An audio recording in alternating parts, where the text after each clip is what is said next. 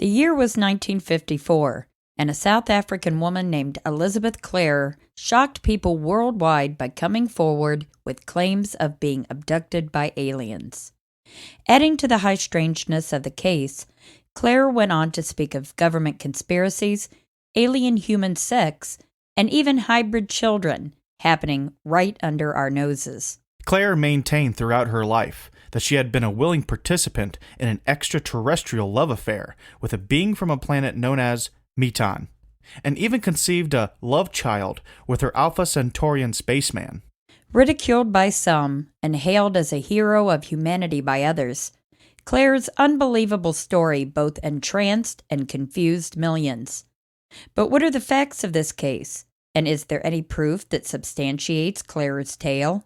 Join us in this week's installment of the Supernatural Tendencies Podcast, where we'll uncover the details of the case and give our opinions of its validity. Stick around after the show for this week's Musician Spotlight, featuring Almost Made the Mixtape. I'm Christy. And I'm Alex. And this is episode 18, The Love Story of Elizabeth Klarer and a Spaceman from Meton.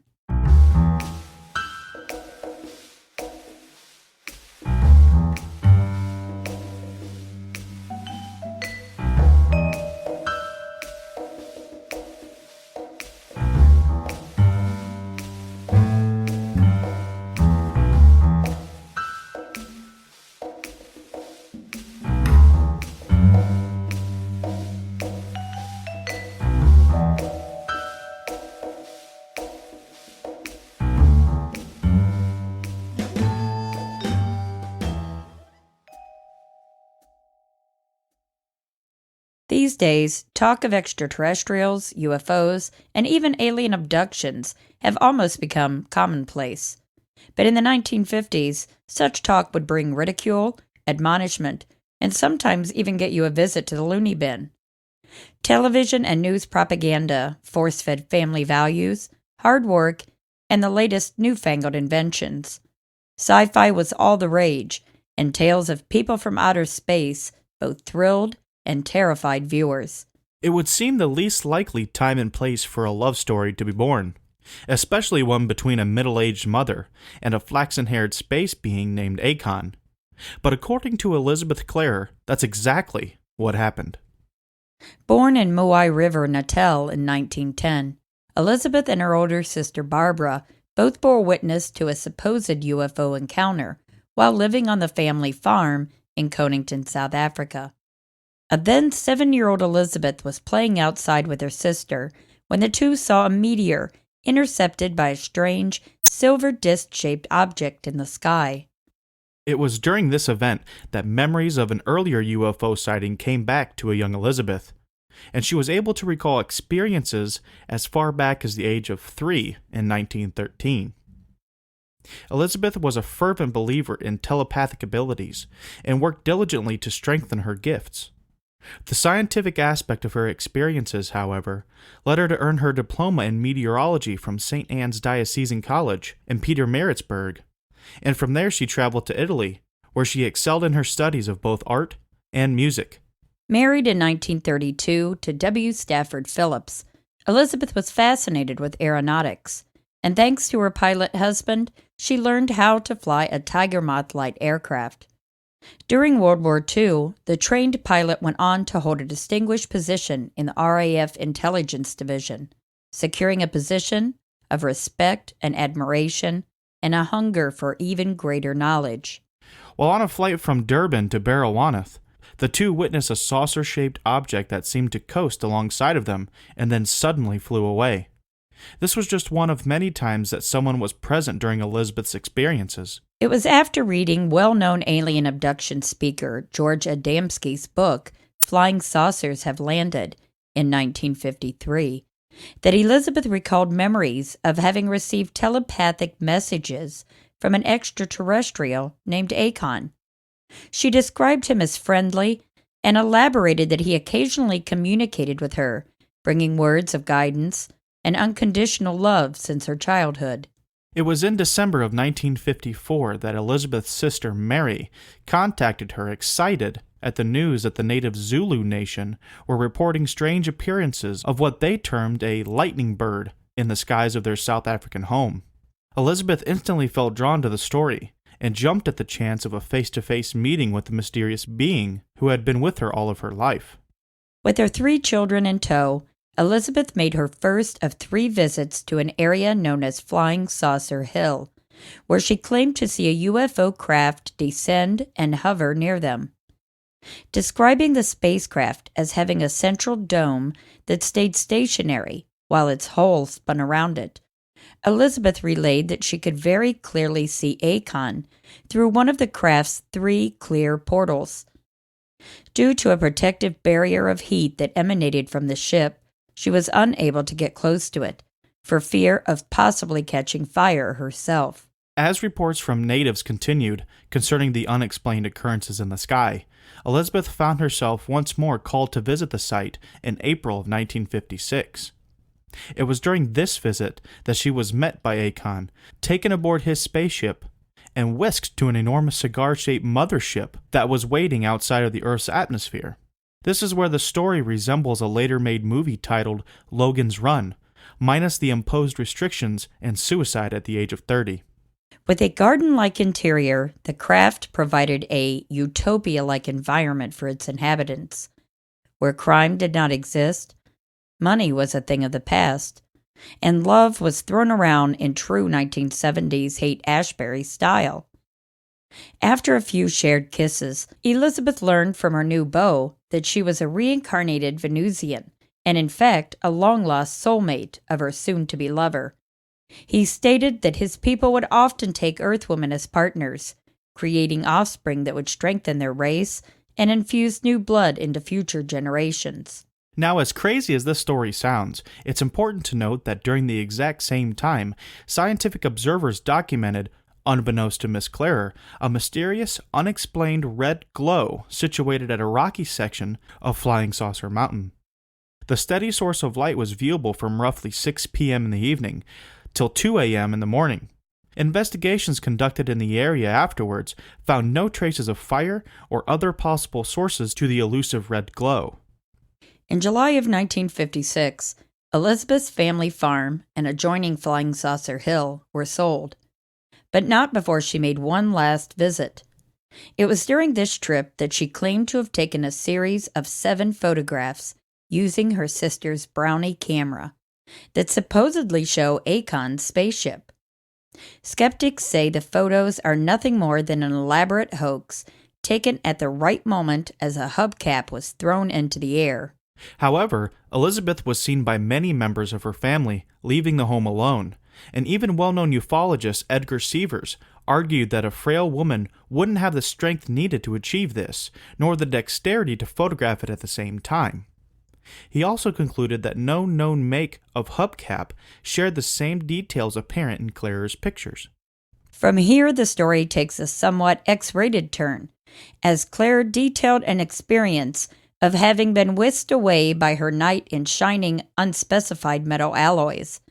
In 1959, at the age of 49, Elizabeth found herself called by Akon to the high plateau of Cathkin Peak, and after receiving a silver ring as a symbol of their universal love, the relationship was consummated and a male offspring was conceived by the pair.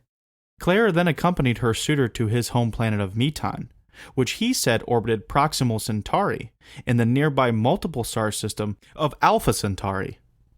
She remained on the planet for 9 years their time, 4 months Earth time, during which she gave birth to a son named Eiling. She described Meton saying, "There were no cities or skyscrapers as Earth people know them anywhere on Meton. Homes were scattered in park-like grounds. There was an abundance of all things needed by civilization, food, water, and all materials for building, an unlimited supply of energy on tap from the atmosphere and the universe, no shortages of any kind, and no monetary systems at all." Klarer claimed she adored her new home, where her mate Akon worked as an astrophysicist, and the couple's son was educated, to in time follow in his father's footsteps. The union filled Elizabeth with a sense of completeness that she had never before known, and although she desperately missed her Earth children, she found life on this new planet peaceful and soul-nourishing, unlike Earth in its constant state of turmoil.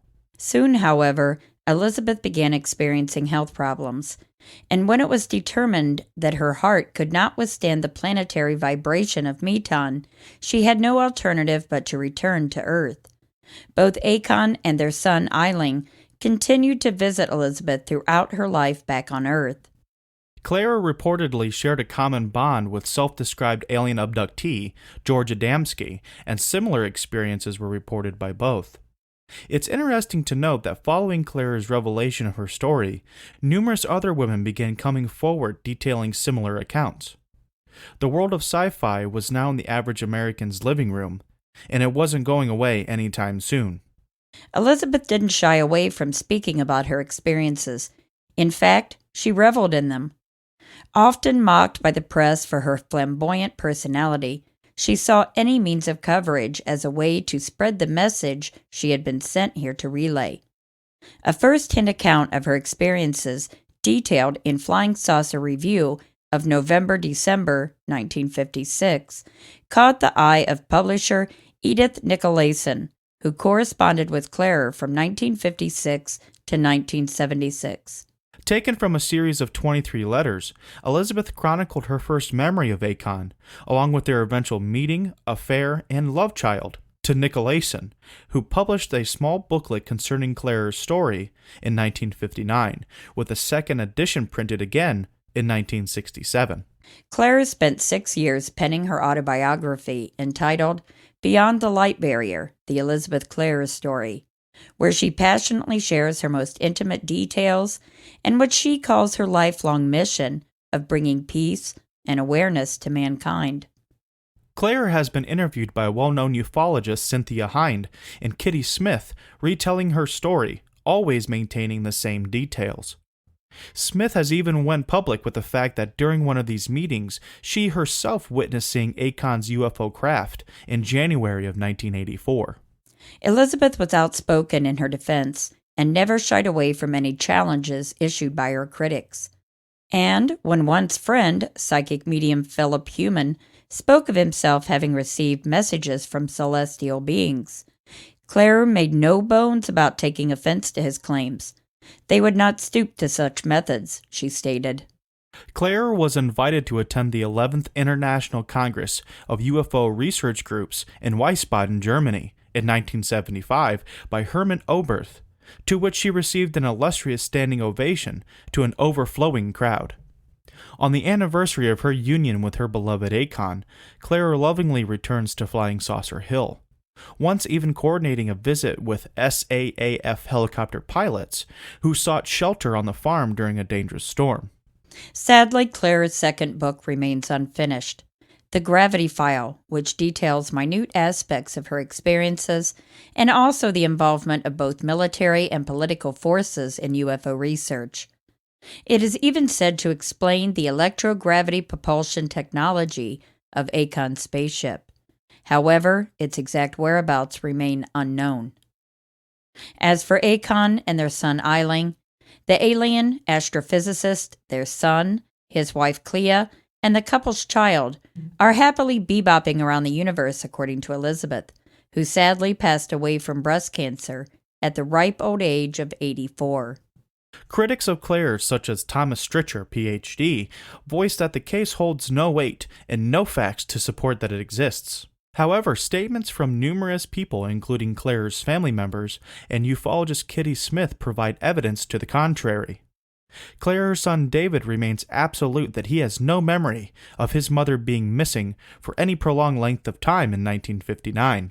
Ufologist Philip Heumann, who was at one time within Klarer's good graces, heaped mounds of praise for the contactee, at least until his revelation of also receiving telepathic messages from outer space through psychic mediumship caused a rift between the two. The whereabouts of her 1956 photographs, silver ring, a space rock, and a fern brought back from Meton have all mysteriously disappeared, if all ever really existed, so further attempts at validation are impossible. We may never know for sure if Klarer's story was true. In her mind, at least, it was very real. Maybe someday their son Eiling will return to provide answers to the many questions that still remain.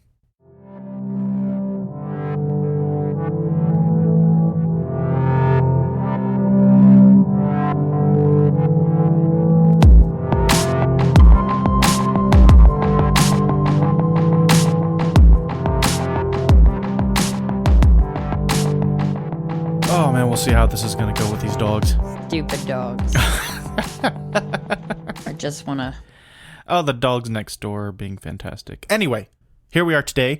The week after Thanksgiving is when you'll be listening to this, so we hope you had a fantastic Thanksgiving. I'm still full. It's my favorite holiday ever.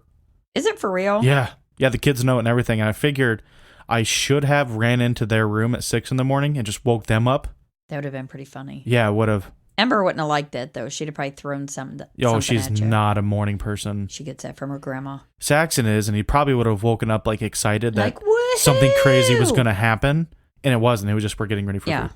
It's just like the turkey's dinner. in the oven, Saxon. Yeah, it would have been great though, because they do it to me every Christmas, and Thanksgiving's kind of like my Christmas, so I should have done it.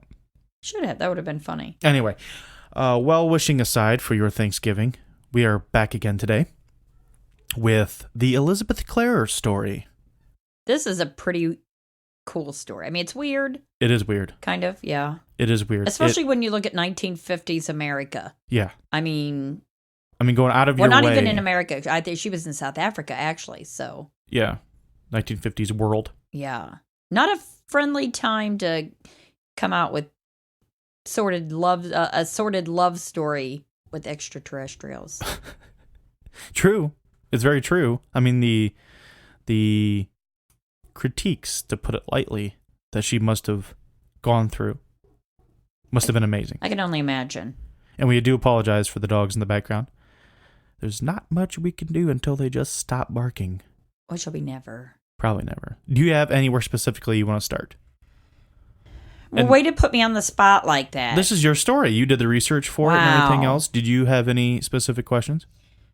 Or topics for discussion? Well, just like I said, during that time, especially being probably South Africa more than here in the States, definitely not, very family friendly or believable. Yeah. And, she was very outspoken, to put it lightly, about sharing the most intimate details of her experience with the elusive Akon. Did she really go into depth? Yeah.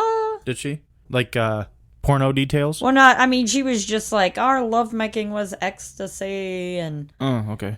all this. And yeah, so she would tell anybody who would listen, basically. So she was still married to a human? She was married 3 times. Oh, okay. Surprisingly. Yeah. And like her, I know because I thought the same thing, but her last husband, even, I think he was asked during an interview, like, hey, what do you think about your wife banging an alien, gallivanting the universe with Akon? And he was like, I don't really care as long as he stays out there. Oh, interesting. Well, isn't that the whole point of this story there, Mr. Klarer? Kind of, right? And it kind of harkens back to a few other stories too, I believe around the same time, and I'm going to piggyback a little bit on last podcast on Left This Week, because they had just released an episode of vaguely of the same idea. But that was unbeknownst to you because you don't listen to that show. I do. Don't. So this was completely... One might say psychic. Serendipitous, if you will. So they did one this week, which I think was a compilation of 3 different stories, one of which was Antonio Villas-Boas, who was from Brazil. Oh, yes.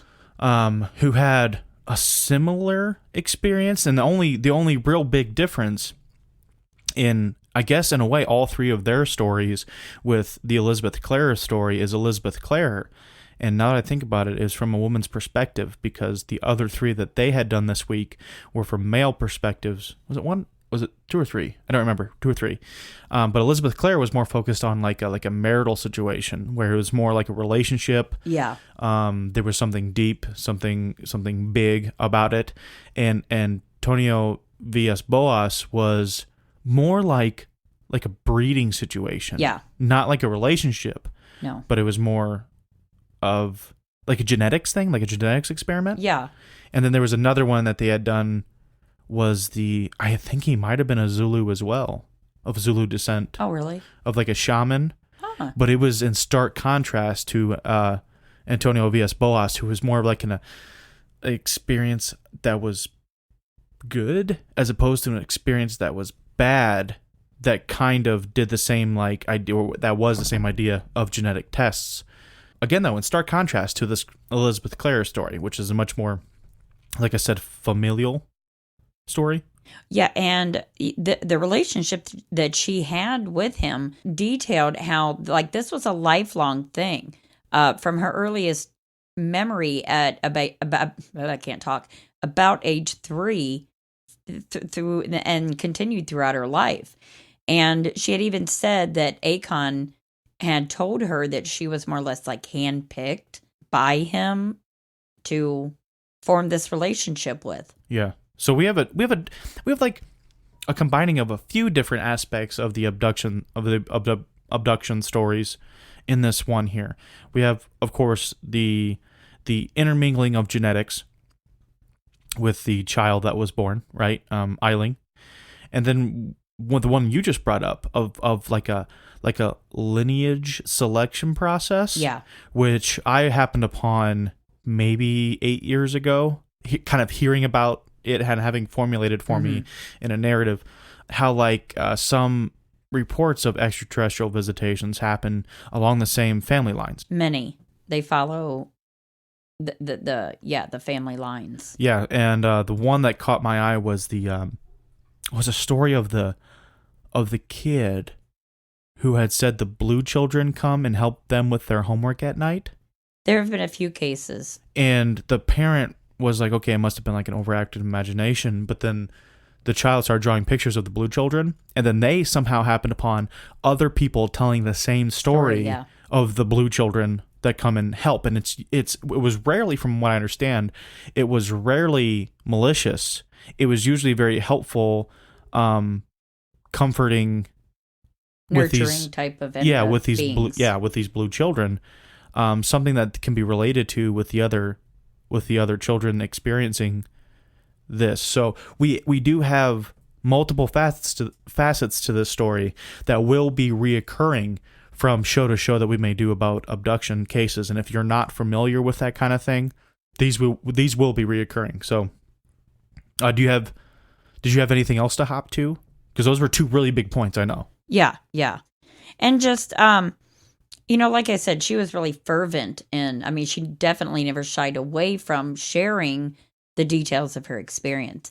And she was, particularly if her critics would, more or less challenge her and try to prove her wrong, she would get very upset. And yeah. Okay, so if we walk through this, not step by step, but we kind of try to take stock of what proof do we have of her story being valid and real? And, I really feel like this case, as far as look at the Betty and Barney Hill case, there was extensive investigation done into that case. And with this case, it seems like there was nothing done. Nothing looked into how many different witnesses, family members, ex-husbands that the one ex-husband was with her in the aircraft when they saw a UFO. Yeah. Oh, the so plane. Beyond just her personal word, you have firsthand accounts of these people that witnessed it, but no investigation was. No one dove into it, more deeply and tried to uncover exactly what was known about the case. And I don't really understand that. Well, for some of the more hard-hitting evidence that she supposedly had, we always have in this story the back and forth of she had this, but then someone else says no, she couldn't have done that or didn't have that. So with all those reoccurring things, do you feel that this is truthful to the fullest extent? I do. You do? I do. And there are more similarities. Things that I would not write off as coincidence. The very night that she elaborates that she was taken off in the spacecraft with Akon, coincidentally, supposedly, was the same night that that a steady red glowing light was sighted from 6 p.m. till 2 a.m. Yeah, but if they left the planet, why would there be a steady light for that long? Because the mothership was waiting for him. So I think they're kind of assuming that either his ship or the mothership or something was the red glow, provided that red glow. So they stayed within like the just outside Well, of I the don't know where Earth's they orbit? went. I don't know where they could have went just like down to Burger King. I don't know. Well, that's kind of important. But Did the they go to, sighting of that you had this red glow in the same area that she alleges that her abduction took place, more investigation should have been done into it. Because, like, I don't know, the proximity of where she was located versus where the red light was. And it's really hard to find information about it online. I mean, like, I included in the show notes a link where you can read her book, so you can find out her firsthand account. I didn't have enough time to read the book myself, but I am going to read it. But let's make that important distinction, though. You kind of swept past that one there, that if she did go to Venus via any ship, whether it be a smaller ship to a mothership, then the mothership to Venus, then the steady red light, from 6 p.m. till 2 a.m., why would it remain there? Was that when I don't think she went with them that time. Oh, they just went up into the ship. I think they just met, kissed a little bit. He said, "Oh, you're my long-lost reincarnated soulmate." And we always grab Earth women. And then a quick goodbye kiss and took Is that an home. extraterrestrial pickup line? What? Is that what all that is? Just a pickup line? Hey, It could be. Yeah. There you go. There you go. There you go. Go on. Good game. Give good her a game. little 1950s butt pat. Yeah. But again, we don't know a lot because nobody documented this. Yeah. Except for her and her books. Well, yeah. Which it leads credence to the idea to her idea that as many times as she's told the story, or she did tell the story, it remained pretty much the same. It was the same. The details still were very, very close. Yeah. Which we've always been told that's kind of an indicator of, like, if you repeat a story over and over and over again, slight details change. But like with something like this big, do you think it's that hard to repeat a story numerous times and to not have it change? I think it depends on the person.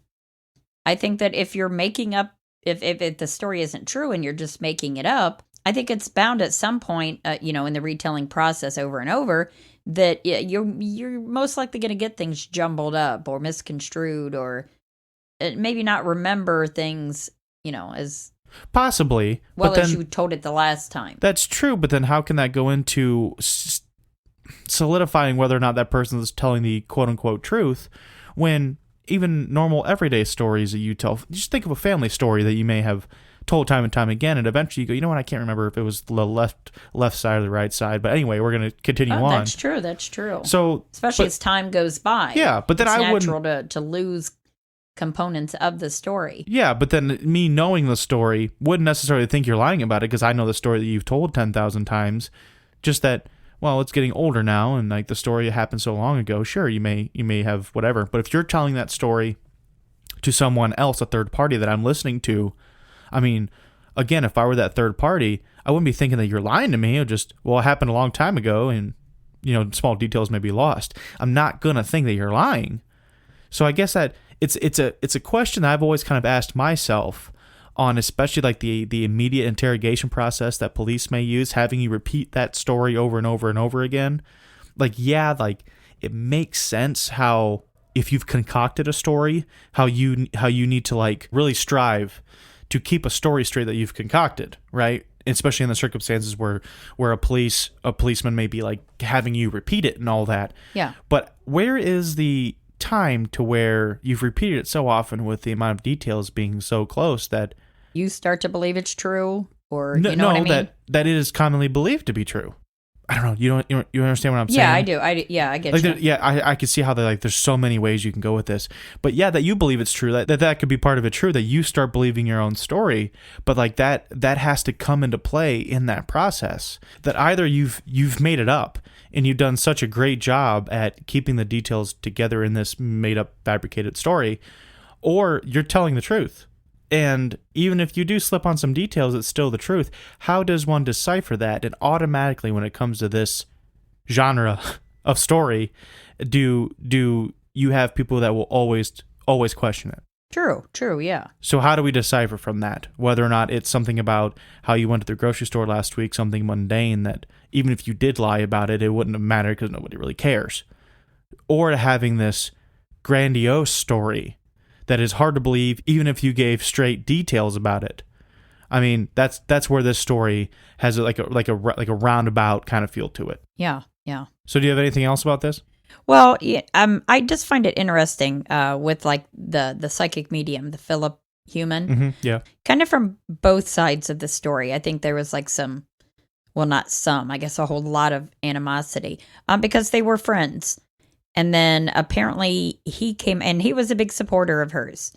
Oh yeah, she's telling the truth, this, that, And then apparently he came out and said, oh, wait, I've also had communication with extraterrestrials, but mine is I get my messages through my mediumship, which is like, okay, so we got one better Bob here, going on. But then you have the other flip side of her saying, oh no, well they wouldn't do it like that. How dare you? We have this, so it's just like kids in the back seat situation. Exactly. I'm not touching you. I'm not touching you. It's just like, okay, now you've both eliminated yourselves as, you know what I mean? Do you think that takes Elizabeth? I think it takes away from it. Yeah. Both of them? Yeah. I in my opinion, it does. I mean, I'm just like, why would you even entertain? I wanted to steer clear of it, and I've been thinking about it this whole time. How it's like, no, I got mine from my mental images. Well, they don't operate like this. They only operate like this. That's how it sounds. Kinda, yeah. How we get done. I mean, it doesn't matter what you do. I mean, but especially as when working as a psychic medium, nobody. I don't care who you are. You're not right all the time, right? Yeah. But just from the stigma surrounding it, you face a lot of people already kind of predispositioned that you're a fake, that all psychics are fake. Yeah. So just like, I don't know. There's got to be an air of who cares what people say? I think it's childish. Like you said, it's like two little kids going, oh. I'm not touching you. Yeah. So I think that really kind of takes away from the case. But, I think all in all, I do believe it's a legit case. Yeah. What is your take on it? I don't know. I don't know. I mean, and it also takes away from the case too that her son David says he doesn't remember his mom being gone for any length of time, which you could argue that, okay, you were a little kid. You know how when you're a little kid, like your sense of time is not very accurate. Who knows? I don't know. Maybe it was one of those things where the extraterrestrial, maybe Akon did a little number and little David was made to forget. He roofied little David. Well, kind of slipped him a Mickey. I don't know. I don't know. Well, here's your take this diamond tap here. Take your little chocolate milk. Hey, little Dave, you want some chalky milk? And good night. 9 years later. Yeah. No, really 4 months later. Oh, 4 months Earth later. time. Oh, yeah, that's right. I forgot. Yeah. 4 months later. He's like, Meton time. He just slipped right through puberty. Just right through it. Suddenly he's married and has kids. What the hell? Damn it, I missed Christmas. Ugh, you owe me 15 gifts. Thanks, Akon. I've been trying to steer away from the singer. The singer Akon this whole time. Yeah, the whole time I was writing out the script, I'm humming the little tune in my head. I believe that's it, right? That's it. That's all I got, This is like we've stated before, a very interesting case that is so not a lot of people have heard about. No, and it's very multifaceted, with more than just like an abductee thing, more than experiments. It's got a love triangle of sorts. I just imagine the what are those novels that oh, like the Silhouette or Harlequin romance novels. Is that what they're called? Yeah. Harlequin? Yeah. With the paintings of the super buff dude taking the lady in a passionate pose. Yeah, they had Harlequin romance. They had the Silhouette. But you got this romance. You got this skinny Martian slipping Mickeys to a young skin. child. Well, he whisks the mom away. Hope he doesn't wake up. Hey, no, we're not. I'm not passing judgment. I'm not. Wakes up, looks in the mirror. Why do I have facial hair? How do I shave? Oh God, that's not funny. It's not funny. That's not funny. Poor David. But it's take it or leave it. It's an interesting case nonetheless. Yeah, do your own research on it, and if you formulate any opinions that you'd like to get out there, and I do want to say I did include in the show notes. There's a link to where you can read her book. What's her book called? Oh my gosh, Barrier or Beyond the Light Barrier. Beyond the Light Barrier. Yeah, and also there's a really kind of cool YouTube video where she is. I can't remember who the interview is with. It's with one of the two women that we mentioned in the narrative. But yeah, it's a video interview with her. So you watch the video. It's kind of boring, but I'm being please honest. watch this boring video. Well, no, but I mean just to kind of get a sense of her personality, and I think her flamboyance really kind of shines through. But give it a watch just to kind of check. Yeah, some people would take that really well. Some people could take it as kookiness. Any way you want to look at it. There you go. I say we wrap that up there and find a way to commit random acts of violence against the dogs next door. We're going to do 5 to 10 by the time you're done. Oh, man, that's now premeditation, isn't it? Yep. Because I said it? Yep. Oh, now it's recorded. Now we can't do anything about it. We could pay neighbor kid. I'm not paying anybody. I don't know what you're talking about. Who are you? We'll figure it out. Why are you in my house? We'll figure it out. As for this episode, I say it's a wrap, and we will see you all next week. We'd like to say thank you one more time for hopping on board with us this week. If you have any comments, questions, critiques, or suggestions for new topics, please send us an email at supernaturaltendentiespodcast@gmail.com. We also encourage you to get over to our Facebook page at Supernatural Tendencies Podcast and go ahead and elbow drop that like button for us. We're also available on Instagram at Supernatural Tendencies Podcast and Twitter at Weird and Scary, if that's more to your liking. Please pass us around to your friends as well, where they can find us on Apple Podcasts, CastBox, Google Podcasts, Spotify, and most other podcast platforms. And remember, if you're having any type of paranormal activity or extraterrestrial contact, I offer private coaching online via Skype or Facebook Messenger to assist you with those issues. Feel free to visit me at ChristyJohnsonSadler.com for contact information. Till next time, this has been Alex. And Christy. See you later.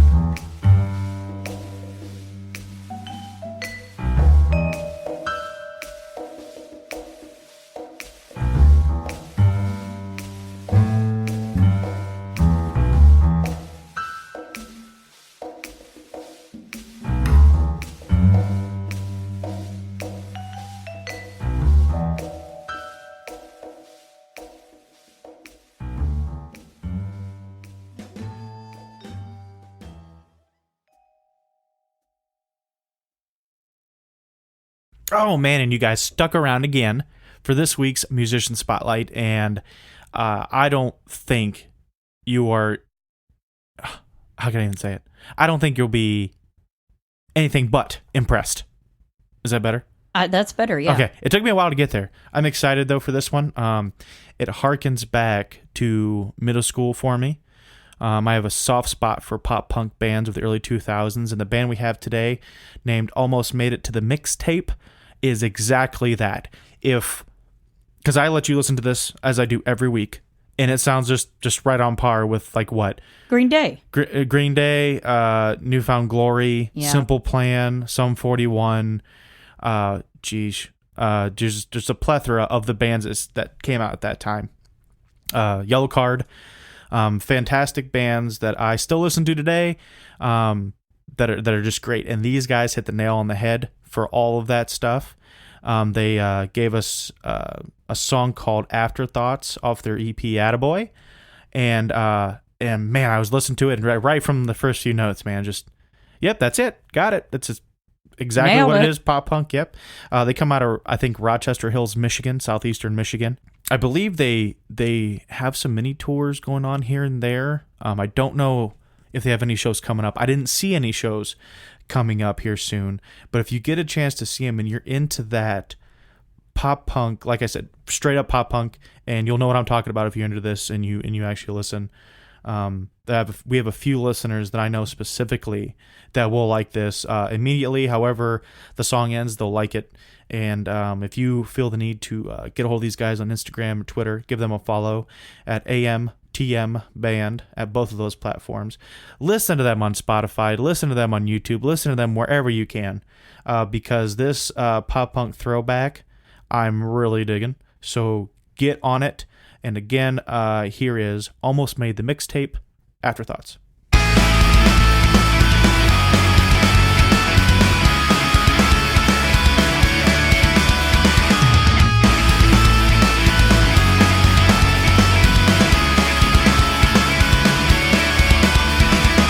Let me be the first to say congratulations. You both came out okay. Both came out okay. You wouldn't take my open hand. Instead you ran away with him.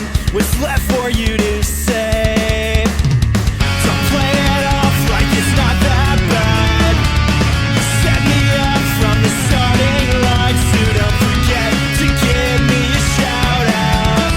To the boy who was who wasted my time. Chin up and good luck.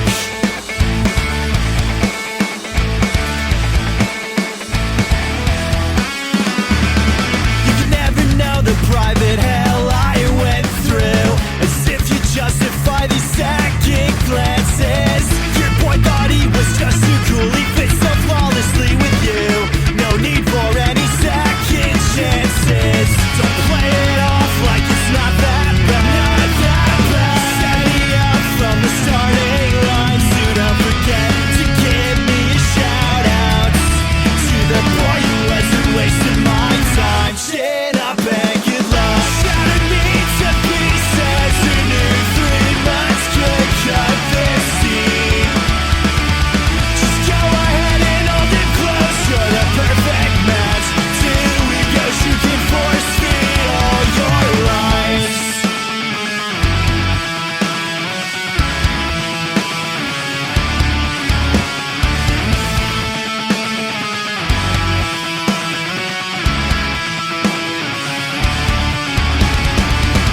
I guess I'll wave goodbye to you. It's not worth all this torture. You're not the one to hold on to. She's nothing but a whisper. You shattered me to pieces. Who knew 3 months could cut this deep?